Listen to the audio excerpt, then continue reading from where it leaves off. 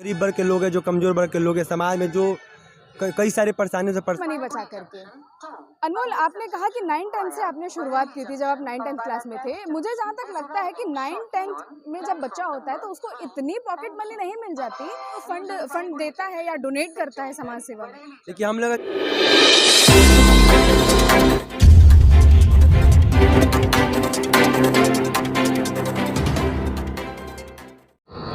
नमस्कार, वैभव न्यूज में आपका स्वागत है और मैं हूं आपके साथ कीर्ति वैभव। बातचीत के सिलसिले में इस वक्त हमारे साथ एक ऐसे मेहमान मौजूद हैं जिनके कारनामे अनमोल हैं।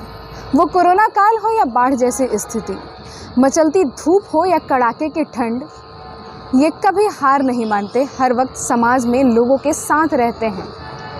वो दिन हो या रात, ये कभी नहीं देखते कि क्या दिन क्या रात, क्या गर्मी क्या सर्दी, ये हर वक्त लोगों के साथ रहना पसंद करते हैं। वैसे तो ये किसी परिचय के मोहताज नहीं है, लेकिन फिर भी मैं अपने दर्शकों को इनका परिचय देना चाहूँगी। ये हैं अनमोल और इनके कारनामे भी बिल्कुल अनमोल। Society helper group trust team Anmol के संस्थापक भी हैं अनमोल। लगातार लोगों की मदद करते रहते हैं और इनका कहना है कि लोगों की मदद करने में जो सुकून मिलता है वो किसी चीज़ में नहीं मिलता है। तो आइए बातचीत का सिलसिला शुरू करते हैं। सबसे पहले स्वागत है आपका। पहले तो आपको ढेरों सारी शुभकामनाएं कि आप अपना कीमती समय निकाल कर आप हमारे बातों को जानने के लिए आई, इसके लिए आपको ढेरों सारी बधाई। अनमोल, जैसा कि आपने कहा कि मैं आपकी बातों को जानने के लिए आई हूँ। एक्चुअली मैं आपकी बातों को नहीं जानने के लिए आई हूँ, मैं आपको जानती हूँ, आपकी चीज़ों को समझती हूँ। हमारे दर्शक हैं कुछ, उनके मन में कुछ सवाल है, उन सवालों के साथ मैं आपके पास आई हूँ। जरा अपनी सोसाइटी के बारे में बताइए। देखिए, ये सोसाइटी रूल एक सामाजिक संस्था है जिसका उद्देश्य सिर्फ समाज से जो भी गरीब वर्ग के लोग हैं, जो कमज़ोर वर्ग के लोग हैं, समाज में जो कई सारी परेशानियों से परेशान है, उनके परेशानियों पे हम लोग काम करने का बीड़ा उठाया है लोग। इसकी शुरुआत हम लोगों ने 2016 में किए थे। उस समय जब हम लोग अभी आपको 9-10 में पढ़ते थे लोग, उस समय से हम लोग का प्रयास, मन में ख्याल आया कि क्यों ना अपने पॉकेट मनी के पैसे से बचाकर समाज को कुछ दिया जाए, समाज के लिए कुछ किया जाए। और हमने 2016 से शुरुआत की। आज आप 2022 हो गया, 6 साल से ज़्यादा समय होने जा रहा है।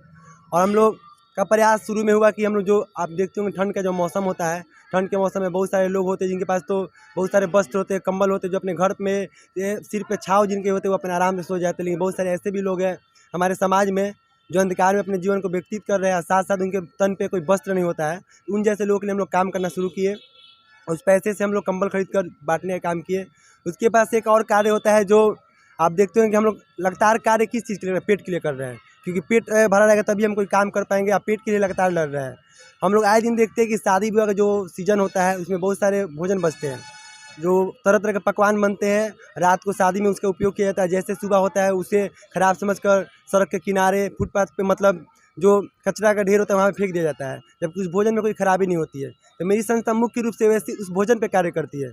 आप देखिए कभी भी जो रैन बसेरा होता है, बस स्टैंड होता है, रेलवे जंक्शन होता है, वहाँ पे कई सारे जो बुजुर्ग होते हैं, गरीब वर्ग के लोग होते हैं, जो बिन खाए सोने को मजबूर होते हैं, उनके पास कोई साधन नहीं होता है। तो वैसे लोग के लिए हम लोग वो भोजन का उपयोग करते हैं। उस भोजन में कोई खराबी नहीं होती है। वो भोजन को पहले हम लोग खुद खाते हैं, क्योंकि जो चीज़ हम नहीं खा सकते किसी दूसरे को नहीं खिला सकते।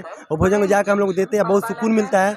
आज सिवान जिले में आज छोटा सा कोई फंक्शन में किसी के घर पर पड़ता है तो 10 लोगों का भी अगर भोजन बचता है तो हम तक सूचना आता है ताकि उस भोजन को बचाया जा सके और किसी गरीब का पेट भरा जा सके। एक्चुअली हमारी मुलाकात जो है वो सिवान रेलवे स्टेशन पे हुई है, तो ये बैकग्राउंड न्यूज़ को प्लीज़ आप लोग अवॉइड करिएगा। आपने एक बात कही कि पॉकेट मनी बचा करके। अनमोल, आपने कहा कि 9-10 से आपने शुरुआत की थी जब आप 9-10 क्लास में थे। मुझे जहाँ तक लगता है कि 9-10 में जब बच्चा होता है तो उसको इतनी पॉकेट मनी नहीं मिल जाती कि वो लोगों की सेवा कर सके, समाज सेवा कर सके। तो क्या इसकी फंडिंग मतलब कहीं और से भी होती है? कोई और है जो फंड देता है या डोनेट करता है समाज सेवा में? देखिए, हम लोग का जो कार्य होता है युवाओं की टोली से होता है। जो भी कार्य होता है हम उतना ही करते हैं जितना हमसे हो सकता है, क्योंकि बड़ा प्रयास अगर होता है ना कि पैर उतना ही पचाए जितना चादर हो। तो हम लोग के साथ 300 युवा जुड़े हुए हैं। हम लोग प्रतिदिन 1 रुपया से शुरू किए थे, आज हम लोग 100 रुपया मंथली लेते हैं। उसमें थोड़ा बढ़ोतरी कर उसी पैसे से हम लोग कार्य करते हैं। अब बहुत सारे लोग को हमारा कार्य अच्छा लगता है तो सोशल मीडिया के माध्यम से हम लोग प्रयास करते हैं कि कोई सहयोग करना चाहता है हमारे कार्य को देखकर, तो उससे हम लोग मांगने की पैसा नहीं जाते हैं लोग। जो भी सहयोग आता है हम लोग युवाओं की टोली से आता है। और सबसे बड़ी बात है कि युवा इतना बेहतर कार्य तभी कर पा रहे हैं जब उनका परिवार का साथ मिल रहा है। हमारे साथ सिर्फ हम नहीं जुड़े हैं, हमारे साथ सिर्फ लड़के नहीं जुड़े, बल्कि उनके परिवार के सारे लोग जुड़े हुए हैं, तभी हम इतनी मजबूती से समाज को अपना बेहतर दे पा रहे हैं। देखिए अनमोल, फंडिंग की जो बात थी कि आप किसी से मांगने नहीं जाते हैं, जाहिर सी बात है क्योंकि ये ट्रस्ट है, आप किसी से मांगने नहीं जाएंगे। लेकिन कई बार मैंने ये भी देखा है कि कुछ लोगों का जन्मदिन होता है, वो रैन बसेरा के साथ मनाना चाहते हैं। उस टाइम में कई बार आपके मुख से ही मैंने सुना है कि वो यहाँ मौजूद नहीं थे, तो उन्होंने ऐसा बोला कि जाके उन्हें कंबल दीजिए। तो उस टाइम में तो फंडिंग होती होगी उनके थ्रू। जी, देखिए हम लोग एक प्रयास किए हैं लोग कि जिसका भी जन्मदिन पड़े या एनिवर्सरी पड़े या पुण्यतिथि हो, इन जैसे अवसरों का हम लोग का प्रयास है क्यों ना इस अवसर को हम लोग उन लोगों के साथ मनाया जिनके पास कोई अवसर नहीं होता है।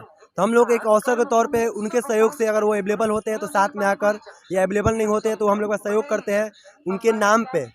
हमने आपको पहले बताया कि हम लोग का जो कार्य होता है हम लोग अपने सहयोग से होता है, लेकिन जब कोई चाहता है कि मेरे जन्मदिन पे, मेरे पुण्यतिथि पे, मेरे एनिवर्सरी पे कोई समाज के लिए कार्य हो तो उनके सहयोग से हम लोग करते हैं। लोग जन्मदिन मनाना हो या हर शनिवार को खिचड़ी, बहुत सारे लोग का जन्मदिन आता है तो लोग बोलते हैं खिचड़ी बांट दीजिए, तो शनिवार को हम लोग खिचड़ी बांटते हैं। ऐसे ही छोटा छोटा प्रयास है। हम लोग प्रयास बस यही कि समाज में परिवर्तन लाया जा सके, और सोशल मीडिया के माध्यम से हम लोग लगातार दिखाने का काम भी करते हैं, क्योंकि होता है ना, जो दिखेगा तभी उसको हम अपने जीवन में आकलन कर पाएंगे, अपने आवरण कर पाएंगे। क्योंकि जो चीज़ दिखेगा नहीं हम कैसे जानेंगे कि समाज में अच्छे कार्य हो रहे हैं। क्योंकि आप भी आप मेरे पास आई है तो कहीं ना कहीं आप मेरे कार्यों को देखिए तभी आई है। हाइड रहते तो आप हमें जान भी नहीं पाती ना, आप मेरे कार्यों को आज दिखाने का प्रयास करते। बिल्कुल, इसीलिए मैंने शुरुआत में ही बोला था कि आप किसी परिचय के मोहताज नहीं है, क्योंकि आप जहाँ अभी हम मौजूद हैं, जहाँ अभी हम खड़े हैं, सिवान रेलवे स्टेशन है, यहाँ पे कितने सारे लोग, मैं कैमरामैन से रिक्वेस्ट करूंगी कि दिखाएं, यहाँ पे कितने सारे लोग हैं जो हमेशा यहीं रहते हैं। ये वो लोग हैं जो मांग करके खाते हैं, अक्सर भीख मांग करके अपना जीवन यापन करते हैं। और अनमोल, जब भी मैं यहाँ से गुजरूं कभी ना कभी मुझे अनमोल यहाँ दिख ही जाते हैं। अच्छा अनमोल, एक सवाल हमारे दर्शक का था कि आखिर ये जो ब्लड डोनेशन आप कराते हैं गरीब लोगों को, आपके स्टेटस पे भी अक्सर लगा होता है, सोशल मीडिया के माध्यम से आप लोगों को सूचना देते हैं कि अगर ए पॉजिटिव, बी पॉजिटिव जो भी ज़रूरत होती है, तो ये ब्लड ग्रुप आप लाते कहाँ से? ब्लड डोनेट करने वाले आते कहाँ से? देखिए अभी हम आप थोड़ा सा आपके पास आने में लेट भी हो रहा था, तो अभी हम तुरंत ब्लड डोनेशन करा कर आ रहे हैं। हमारा प्रयास है कि किसी की रक्त की कमी से शिवांजलि में मौत ना हो। लगातार हमारा प्रयास है कि रक्त के अवेलेबल कराया जा सके।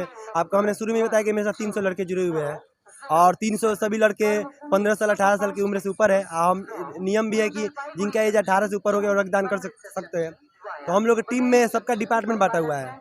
तो रक्त का शेयर हमारे नीतीश जी है जो रक्त के संचालक है, जिनके थ्रू लगातार एक लिस्ट तैयार किए हुए हैं कि किनका कौन ब्लड दे सकता है, कौन ब्लड नहीं दे सकता है। तो रात को 12 बजे, रात को 2 बजे जब भी किसी का कॉल आता है, कोई परेशान होता है, रक्त की कमी से इधर उधर भटकता है, तो हम लोग तक सूचना आता है। नीतीश जी इसका आकलन करते हैं कि कौन सा ग्रुप चाहिए, कौन सा ग्रुप नहीं चाहिए, कौन सा ग्रुप का हमारे पास कितने डोनर है, कौन से ग्रुप के पास हमारे पास कितने डोनर है, उसके अनुसार देखकर लगातार रक्तदान कराते हैं। जब भी कॉल आया हम लोग किसी को निराश नहीं किए हैं, बशर्ते हम लोग को जांच करना आवश्यकता होता है, क्योंकि बहुत सारे लोग होते हैं जो फैमिली में तो डोनर होते हैं, फिर भी वो सोचते हैं आसानी से मिल जाए। आपके कैमरा के मतलब चैनल के माध्यम से भी कहने के प्रयास करेंगे कि सिवान में लगातार रक्त की कमी हो रही है। सबसे बड़ा कारण है जागरूकता।